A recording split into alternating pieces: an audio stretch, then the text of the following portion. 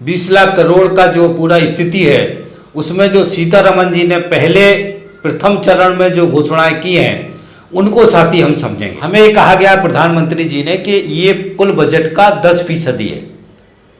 इसका मतलब है कि हमारी जो इकोनॉमी है वो 200 लाख करोड़ की आसपास की है। 200 लाख करोड़ का 10% 20 लाख करोड़ है। पहली बात तो ये समझना कि साथियों, हमको ये ध्यान रखना है कि जो स्पेशल पैकेज है, ये स्पेशल पैकेज जो हमारा सरकार का बजट है, केंद्र सरकार का, उसकी जो आर्थिक नीतियां हैं उसी का हिस्सा है। 5 लाख करोड़ के पैकेज में से 8 लाख करोड़ पहले घोषणा हो चुका है, सरकार और आरबीआई मिलकर इसको कर चुके हैं। उसके बाद से 1.70 लाख करोड़ जिसमें प्रधानमंत्री गरीब योजना घोषणा की गई थी 5 किलो राशन देने के लिए, ये भी इसी में जोड़ा गया है। 20 लाख करोड़ का ही ये हिस्सा है।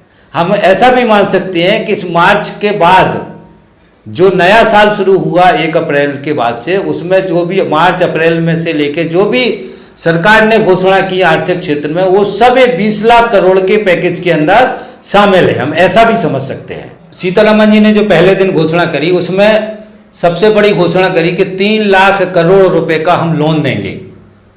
किनको देंगे लोन? जो छोटी इंडस्ट्री हैं, लघु उद्योग हैं, उनको हम 3 लाख करोड़ का सरकार जो है उसकी गारंटी देगी और बैंक उनको लोन देंगे। दूसरा उसमें घोषणा ये की थी कि जो टीडीएस है उसमें 25% कम कटौती होगी। टीडीएस क्या है? जो टैक्स के लिए काटते हैं पैसा, उसमें टीडीएस में 25% कटौती कम होगी, ये भी घोषणा की। जिसके तहत उन्होंने कहा कि इसमें 50,000 करोड़ रुपया की लिक्विडिटी बढ़ेगी, मतलब इतना पैसे का फायदा इन लघु उद्योग के जो पूंजीपति हैं उनको होगा। और 20,000 करोड़ के सब आर्डिनेट कर्ज भी हैं जो 20,000 करोड़ के मिलेंगे। जिन उद्योगों में 15,000 से कम जिनका सैलरी है, उसका जो पीएफ है, पीएफ का जो अगले 3 महीने तक सरकार भरेगी। और इसमें एक काम और किया उन्होंने कि जो 12% पीएफ जमा होता था उसको घटा के 10% किया। 12 को घटा के 10% किया, तो अगले 3 महीने तक 10% कटेगा। और 10% के अलावा इसके अंदर जो है ये दोनों हिस्से सरकार देगी। ये सरकार ने घोषणा की है। जो 3 लाख करोड़ की पैकेज की घोषणा की गई है उसको थोड़ा सा समझ लेते हैं। इसमें पहला तथ्य है कि 100% गारंटी इसकी सरकार देगी। जो रिकवरी करने की गारंटी सरकार की है, और अगर ये रिकवरी नहीं होगी तो एनपीए होगा या सरकार इसको अपने खजाने से इस पैसे को जमा करेगी, माफ करेगी, जो भी है सरकार की गारंटी होगी। और इसमें ये कहा गया है कि ये पात्रता उनको होगी जिनका 25 करोड़ के आसपास बकाया है और 100 करोड़ का टर्नओवर है। जिन उद्योगों का, उनको इसकी पात्रता होगी। जिनका बकाया ऋण है 29 फरवरी 2020 तक, बकाया ऋण वालों का जो जितना ऋण बकाया है उस पर 20% और ऋण दिया जाएगा इस योजना के तहत, उनको इंडस्ट्रियों को बढ़ाने के लिए। और ये जो लोन मिलेगा ये बिना फीस का, बिना गारंटी का और बिना नई गिरवी का। ये समझना, नई गिरवी वाला जो पार्ट है कि अगर आप लोन देते हैं तो लोन हमेशा प्लॉट की रजिस्ट्री रखती है, कुछ ना कुछ तो गिरवी रखती है।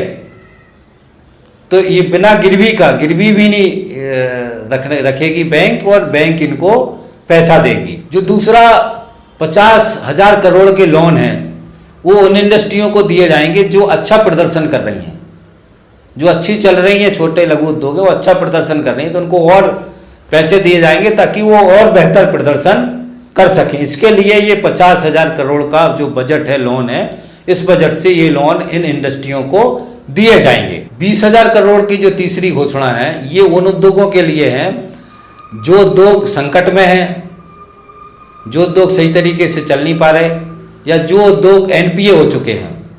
एनपीए का मतलब उन्होंने कर्ज लिया और कर्ज चुका नहीं पाए, उद्योग चल नहीं पाया, तो वो कर्ज एनपीए हो गया।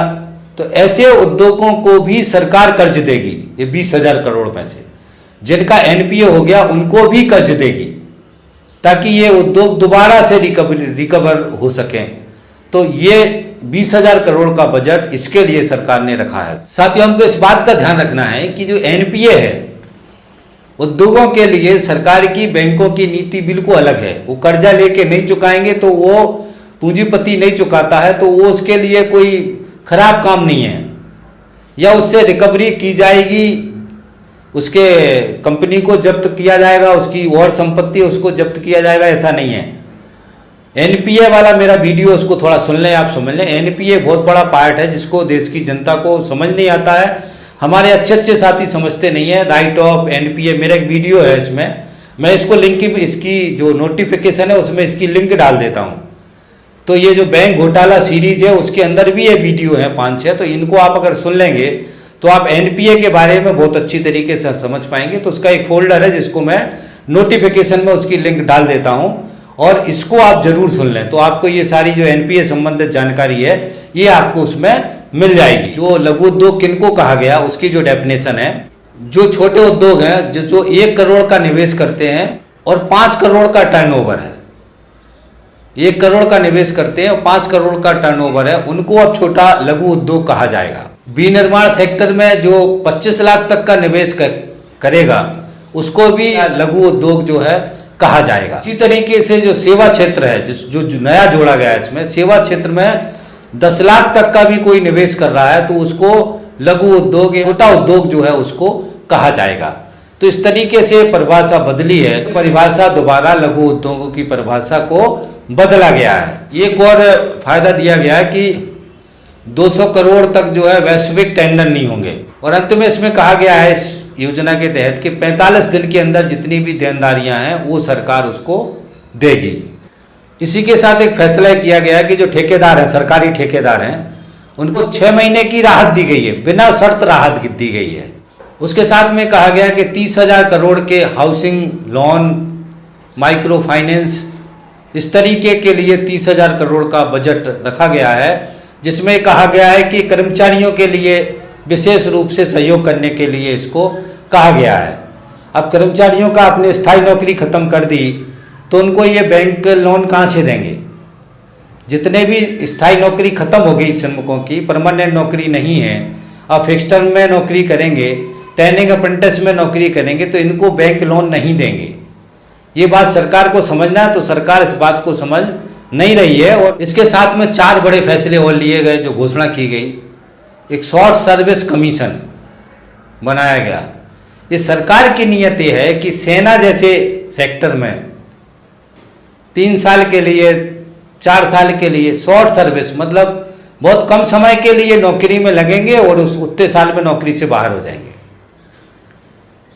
तो इस तरीके से जो युवाओं को कहा गया है कि शॉर्ट सर्विस से युवाओं को रोजगार के अवसर मिलेंगे। अरे भाई, इस तरीके से शॉर्ट सर्विस से नौजवानों का जिंदगी बर्बाद हो जाएगा, खत्म हो जाएगा। आप सेना में 3 साल के लिए नौकरी दे देंगे, 3 साल बाद फिर वो क्या करेगा? अगर पूरी नौकरी को, सारी नौकरी को आप ऐसी 3 साल 2 साल यहाँ फिक्स टर्म कर दिया कारखानों में, 2 साल 3 साल 4 साल मिलेगा। आप सेना में भी आप शॉर्ट टर्म, सरकारी विभागों में, सेना में आप ये शॉर्ट टर्म नौकरी की बात कर रहे हो, तो फिर इसके बाद क्या बचेगा?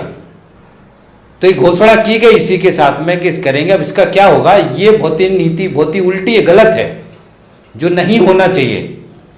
ये भी सरकार ने इसी पैकेज के साथ में इसकी घोषणा की है, इसको हमको ध्यान रखना है। एक उन्होंने ट्रेन चलाने का फैसला लिया था जो चालू हो गई। अब देखो, यही तीसरा फैसला ही कहा कि जो केंद्रीय पुलिस बल है, ये गृह मंत्री का बयान है, अमित शाह का, उनकी कैंटीनों में स्वदेशी सामान मिलेगा ताकि स्वदेशी के प्रति जागरूकता हो सके। आप 100% विदेशी कर रहे हैं, 100% एफडीआई कर रहे हैं, सारी इंडस्ट्री देसी विदेशी पूंजीपतियों को बेच रहे हैं और फिर यहाँ स्वदेशी की बात कर रहे हैं। और स्वदेशी का मतलब बाबा रामदेव का जो सामान है वो बेचेंगे। तो ये इनकी जो नीयत है, कहते कुछ हैं करते कुछ हैं।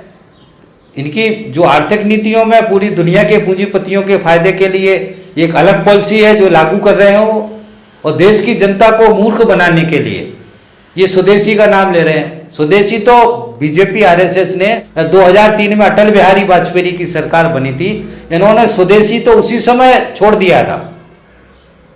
ये 100% विदेशी हो गए नरेंद्र मोदी के समय में 100% FDI लेके आए हो, अभी भी आगे घोषणा की जो बताऊंगा मैं। तो ये इस तरीके से कुछ निर्णय हैं जो इनकी दोहरी चरित्र, दोहरी इनकी नीति है, उसको दिखाते हैं। चौथा था कि हवाई यात्रा 19 मई से शुरू होंगी। इस पैकेज का ये पहला हिस्सा है जिसको हमको समझना है, और हमको साथ ये ध्यान रखना है कि सरकार का जो कहने में वो करने, अब इसमें पूरा मजदूर को, कर्मचारी को, मेहनतकश वर्ग को क्या मिला? डायरेक्ट सारा ये पूंजीपतियों को मिला, इंडस्ट्री के मालिकों को मिला।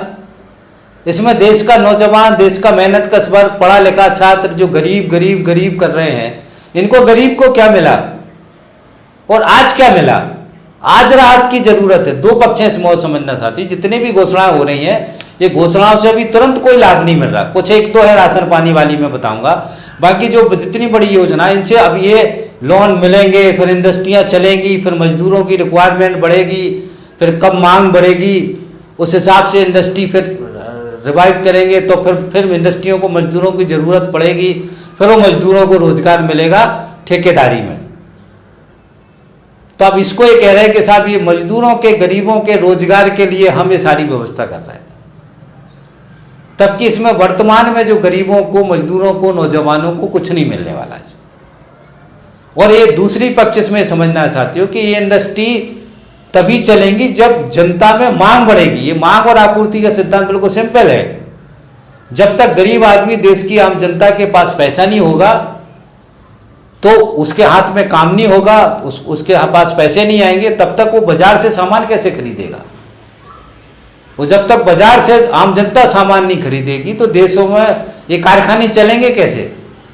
आप कितने भी पैसे दे दो उनको, पैसे ले जाएंगे, एनपीए हो जाएंगे, खुद मालामाल हो जाएंगे, खा पी के बराबर कर देंगे। तो सरकार की जो नीति है, इसमें पूरी जितनी भी घोषणाएं हैं, इस सारी घोषणाओं में कहीं से किसी भी स्तर पर आम जनता को फौरी तुरंत राहत मिले, उसको तुरंत रोजगार मिले, तुरंत राहत का कोई भी सिस्टम इसके अंदर नहीं है। इस बात को भी हमें ध्यान रखना है। और दूसरा साथियों, इसी के साथ मैं और बोल देता हूं कि जो ये श्रम कानूनों में परिवर्तन किया, इसमें 8 घंटे से जो 12 घंटे की शिफ्ट करी, बहुत बुरी दुर्दशा हो गई। बहुत सारे कारखाने हैं जहां 8-8 घंटे की 3 शिफ्टें चलती थी। अगर किसी कारखाने में 1000 लोग एक शिफ्ट में लगते हैं तो 3000 आदमी काम कर रहे हैं, तो 12-12 घंटे होने के बाद से एक शिफ्ट एक्स्ट्रा हो गई। तो इस तरीके से बड़ी संख्या में लोग, वैसी नो काम नहीं था, वैसी और लोग बेरोजगार हो गए। तो ये बेरोजगारी का आलम इतना हुआ कि बुरे वक्त में और ज्यादा बेरोजगारी हो गई। तो सरकार को इसमें 12 घंटे की जगह 6 घंटे करना था ताकि ज्यादा लोगों को रोजगार मिले, तो आम जो मजदूर है उसको थोड़ा फायदा मिलता। मिनिमम वेज बढ़ाना था, नौकरी को स्थायी करने की बात करनी थी। तो ये सब उल्टा कर रही सरकार। मजदूर को, आम आदमी को कैसे लूटा जा सके, कैसे उसकी दुर्दशा की जा सके, कैसे उसको मजबूर किया जा सके कम से कम पैसे में काम करने के लिए, भूखा पेट रख के उसका, तो वो सरकार कर रही है ताकि पूंजीपतियों के खजाने भर सके, उनको फायदा हो सके। इतना बड़ा पैसा, ये पैसा किसका है? देश की जनता का है। उस देश की जनता का पैसा किनको दिया? छोटे वाले उद्योगपतियों को। ये छोटे कंपनी मालिक हैं, उद्योगपति, ये गरीब आदमी नहीं है, ये छोटे उद्योगपति हैं, उनको दिया इतना पैसा। इस बात को साथी हमको ध्यान रखना है। इससे जो बहुमत जनता है, जिसकी जो 80% जनता है, उसके लिए इस घोषणा में कुछ भी नहीं है। इतना सारा घोषणा में कुछ भी नहीं है, इस बात को साथी हमको ध्यान रखना है। तो इसी आशा उम्मीद के साथ कि ये जो विश्लेषण हमने किया, बताया आपको, इससे आपको जानकारी मिलेगी और हम अपनी बात को यहीं ख़त्म करते हैं। मिलते हैं अगले वीडियो में। अगला जो चरण है उसमें क्या घोषणा की उसके बारे में बात करेंगे साथियों। तो इसी आशा उम्मीद के साथ मैं अपनी बात खत्म करता हूं और आपसे निवेदन करता हूं कि यदि आपने हमारा चैनल सब्सक्राइब नहीं किया तो उसको कर लें, पीछे का वीडियो सुने और हमारी प्ले लिस्ट में जाके बहुत सारे वीडियो हैं जिनको आप सुने ताकि आपको बहुत सारी जानकारी हो सके। तो थैंक यू साथी, धन्यवाद, थैंक्स। मिलते हैं।